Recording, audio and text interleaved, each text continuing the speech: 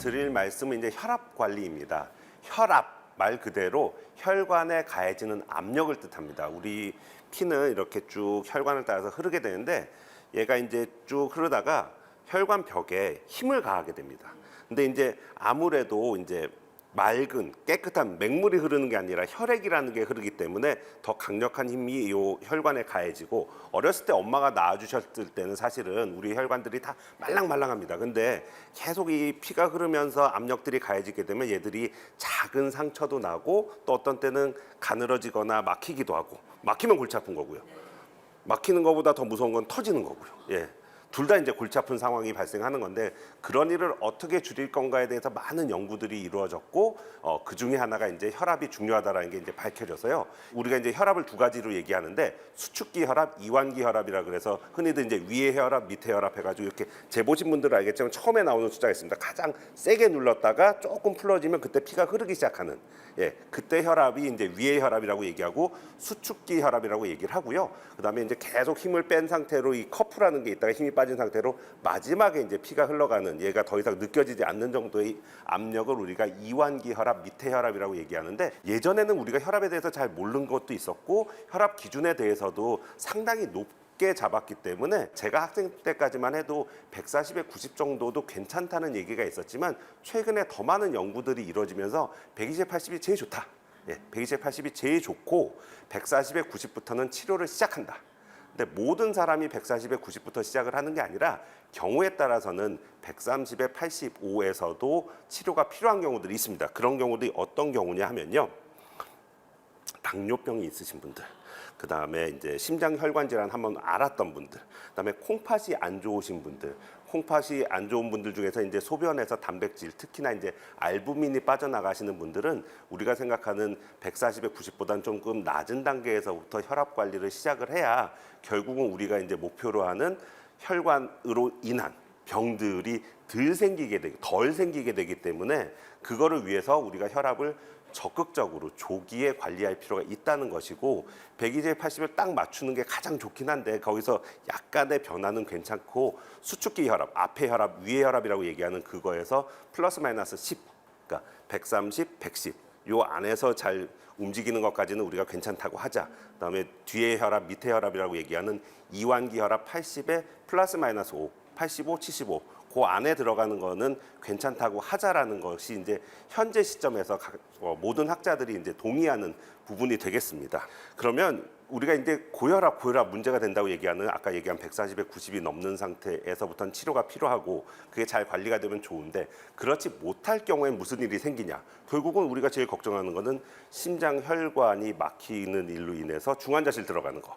예, 그다음에 뇌혈관이 막히거나 터져가지고 중환자실 들어가는데, 해서 어떻게 치료 잘해서 잘 나오시면 참 좋은데, 그러지 못하고서 이제 장애를 앓게 된다든지 이제 돌아가시는 일들이 생기는 것이 사실 문제가 되는 건데, 그 가능성이 얼마나 높아지냐에 대해서도 또 이미 통계 자료가 나와 있습니다. 우리가 이제 아까 제가 120에 80을 기준으로 했는데, 이제 숫자로 잘 보여드리기 위해서 이제 115에 75 아까 얘기했던 거에 가장 낮은 수치를 기준으로 했을 때, 거기서 위에 혈압이 20, 밑에 혈압이 10이 올라갈 때마다, 그러니까 130에 85, 그다음에 155에 95, 175에 105 이렇게 할 때마다 심장병으로 돌아가실 확률, 심장병에 의한 사망 확률이 2배, 4배, 8배 올라간다.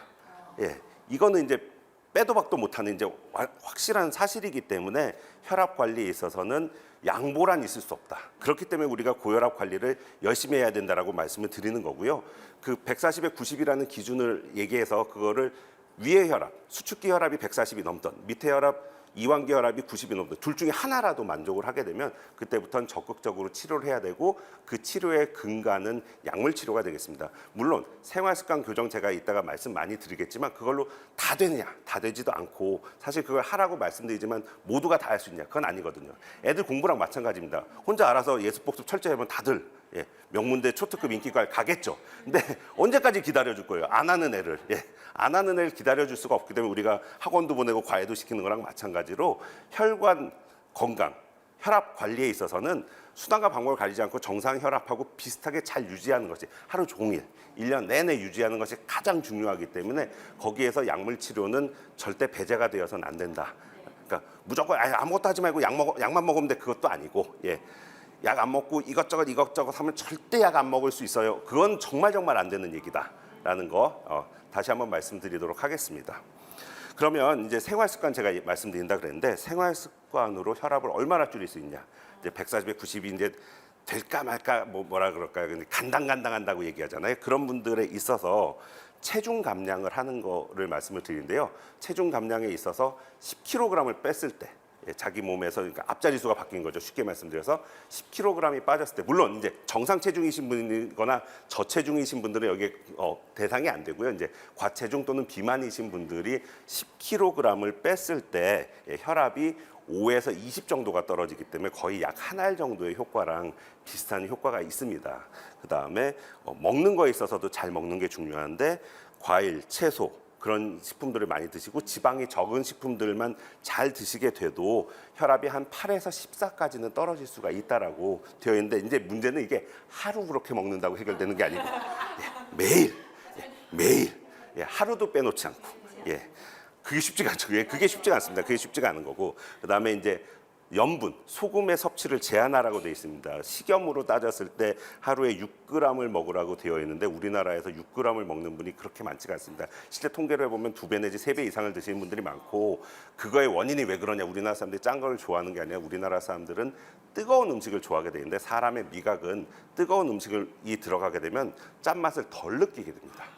그래서 왜 이렇게 싱겁냐 하는 거거든요. 근데 그 김치찌개 같은 거 다 식은 채로 한번 드셔보세요.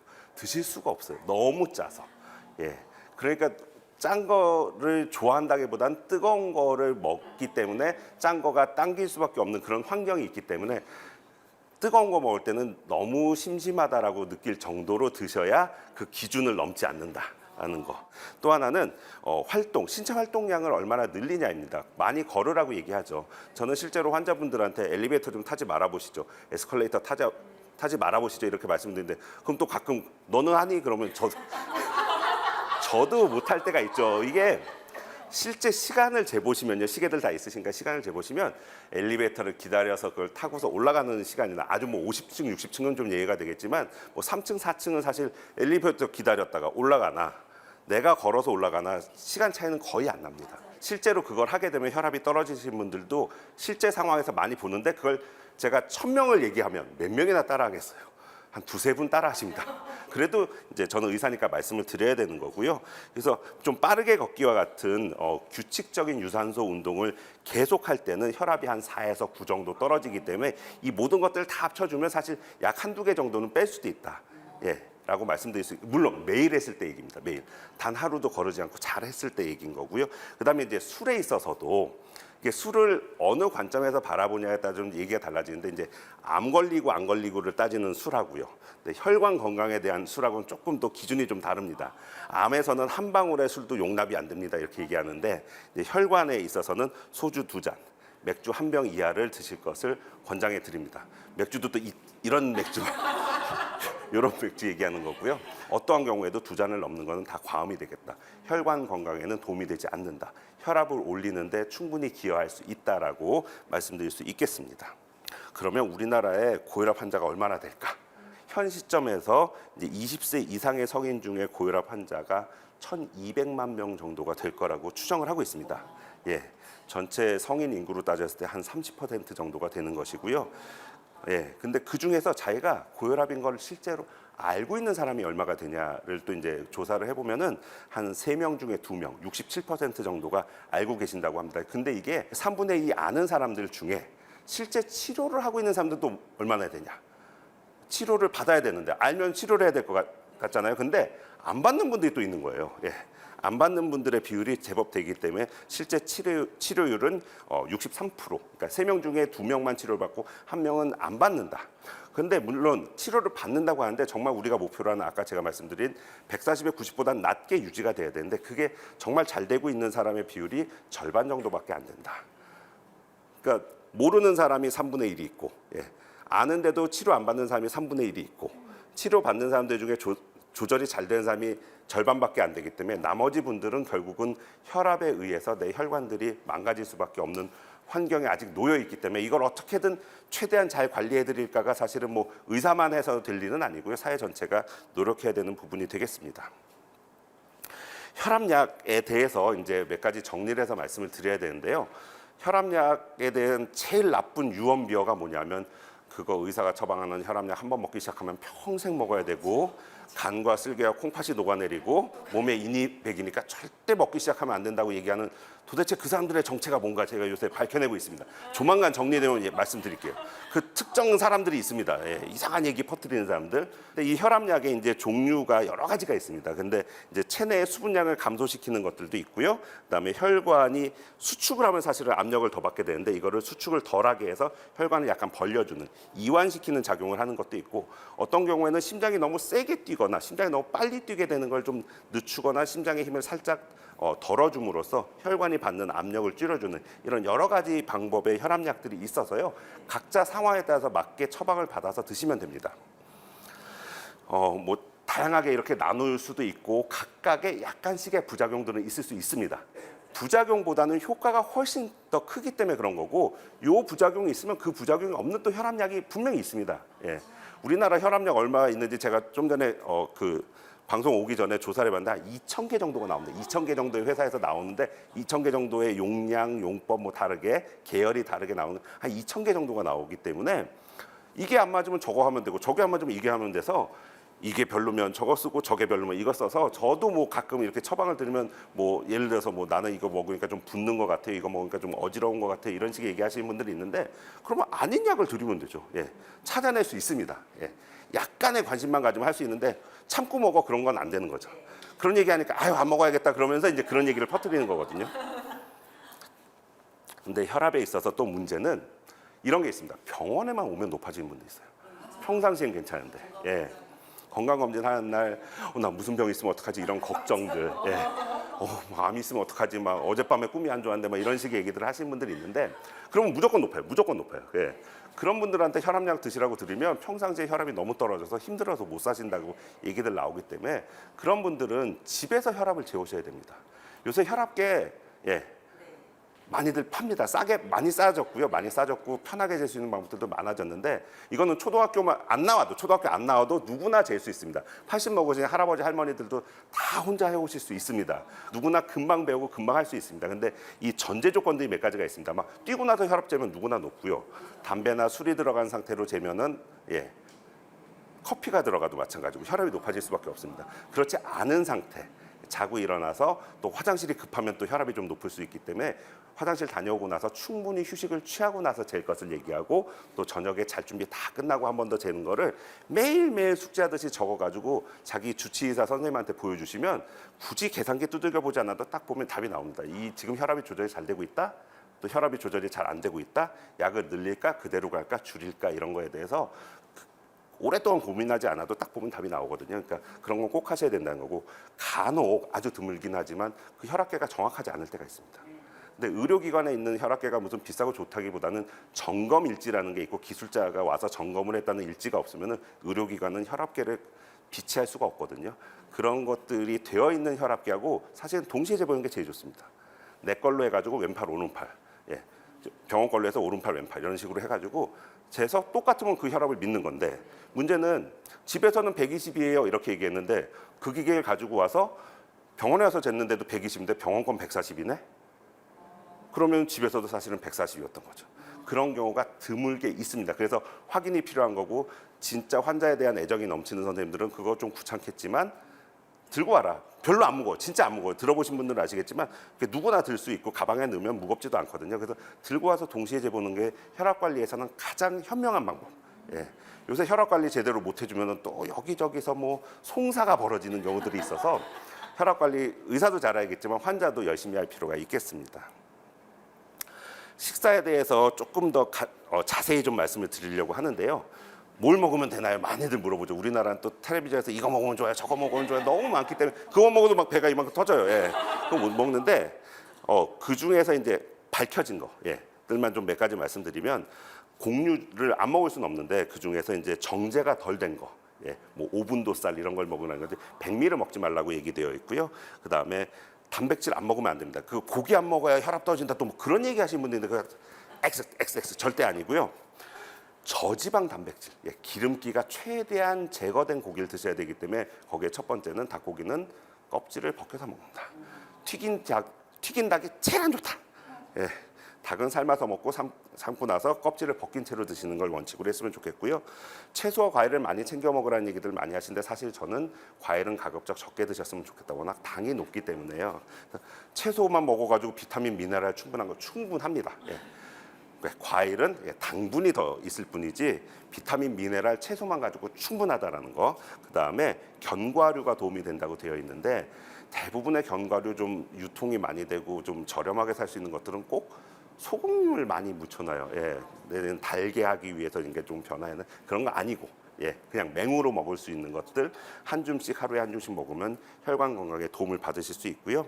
나트륨, 칼륨의 그 균형을 잘 맞추기 위해서 어쨌든 우리나라는 칼륨이 부족하다기보다는 나트륨이 너무 과한 나라이기 때문에 눈에 보이는 소금은 치운 채로 꼭 그 별로 혈압이 높아 보이지 않는데도 되게 높은 분들 중에 자세히 여쭤보면 꼭 설렁탕집 가서 자기는 깍두기 국물에 이렇게 한 사발을 넣어야지만 직성이 풀린다는 분들이 있거든요. 그런 분들이 혈압이 높아서 그런 분들은 사실 약을 하기 전에 그런 것들을 바꾸라 그러면 혈압이 떨어지는 경우들도 많기 때문에 나트륨은 적게 드시면 좋겠다. 근데 제가 조심스러운 거는 이런 얘기를 모든 환자분들한테 얘기하다가 가끔 너무 의사 말을 잘 듣는 분들 중에 정말 하나도 안 드시고 오시는 거예요. 그럼 오히려 몸에서 나트륨이 너무 모질라가지고 자칫 응급실에 오시는 경우가 있기 때문에 드시는 것만큼은 드시되 추가로 넣는 것들은 없어야 된다. 혈압에 대해서 물론 오늘 혈관 건강에 대해서 이제 첫 번째로 이제 혈압을 말씀드리는 다른 것들도 마찬가지지만 혈압이 없으면 좋죠. 고혈압 없으면 제일 좋습니다. 그건 당연한 얘기입니다. 근데 생길 수밖에 없는 상황들이 있습니다. 나이가 들어감에 따라서 조금 가진 사람들의 비율은 늘어날 수밖에 없고요. 근데 그거를 모르고 있는 게 제일 바보입니다. 예. 자기가 혈압이 있는 거를 모르고 있는 게 제일 바보고 더 바보는 뭐다? 알고 있는데도 이상한 얘기들, 예, 유언비어에 이제 현혹돼 가지고 치료를 받지 않는 것 내지는 처방받은 약을 먹지 않는 것은 정말 옳지 않은 방법이기 때문에 드시다 보면은 부작용이 있는 분들 있습니다. 저도 느껴본 적 있고요. 저도 개인적으로 고백하자면 혈압약 먹고 있습니다. 그 집안 족보를 또 이기기가 어렵습니다. 엄마, 아빠, 고모, 삼촌, 이모, 외삼촌, 할아버지, 할머니, 외할아버지, 외할머니 10명 중에 예, 혈압이 있으면 나도 생길 가능성이 높아집니다. 물론 죽어라 노력하면 늦게 생길 수는 있어도 죽을 때까지 절대 혈압 안 생기게 해드릴게요. 이거는 완전 사기예요. 완전 사기. 그런 건 있을 수가 없습니다. 예. 왜냐하면 아까도 말씀드렸지만 혈액들이 흐르면서 계속 자극들을 주기 때문에 얘는 딱딱해질 수밖에 없거든요.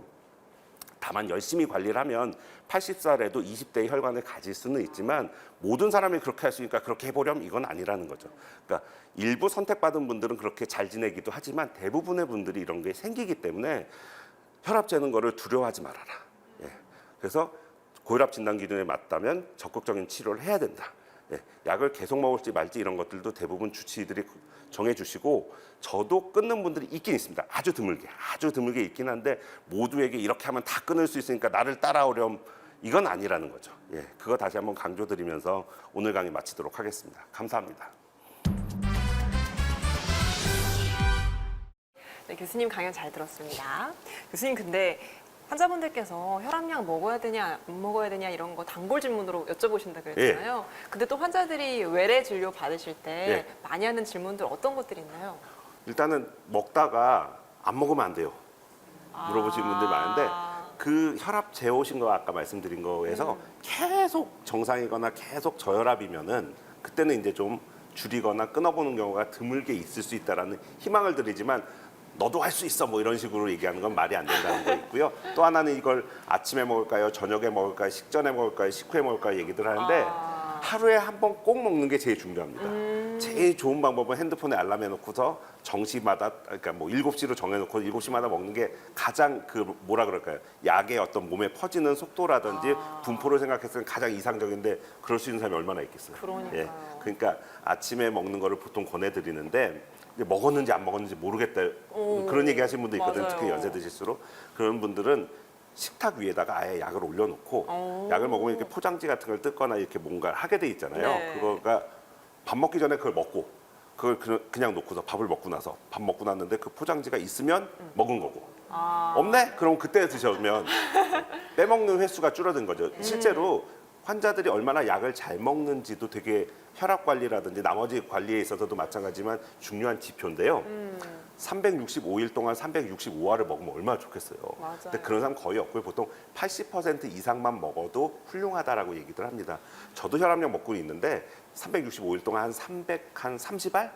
40알 정도 먹는 것 같아요. 빼먹는 날 분명히 있습니다. 이거 뭐 하루도 빼먹어서는 안 돼요 이런 건 아니고 네. 그리고 몸에서 효과가 어느 정도 줄어들려면 한 2, 3일은 안 먹어야 이제 줄어들기 시작하고 일주일은 안 먹어야 이게 몸에서 완전히 약효가 없어지기 때문에 하루 빼먹었다고 너무 죄책감에 빠지실 네. 필요는 없다. 하지만 또 용감하게 그런 얘기 들었으니까 난 하루는 쉬고 먹어야지 해서 오늘 먹고 내일은 쉬고 그 다음 날 먹고 이런 거는 옳지 않다라고 말씀드릴 수 있겠습니다. 알겠습니다. 강연 중에서도 교수님이 계속 말씀을 해주셨지만 우리가 혈압을 관리해야 하는 이유 딱 한 가지로 꼽는다면 왜라고 하시겠어요? 저는 진료실에서 그렇게 말씀드리는데 죽을 때까지 심장혈관 중환자실, 뇌혈관 중환자실에 안 들어가 보고 죽는 게 가장 서로가 덜 괴로운 거죠. 사실 그게 가서 깔끔하게 잘 회복해서 돌아오시면 좋은데 그러지 못하시는 분들이 있잖아요. 그래서 그렇게 되면 사실은 내 힘으로 화장실 가는 게 되게 힘들어집니다. 예.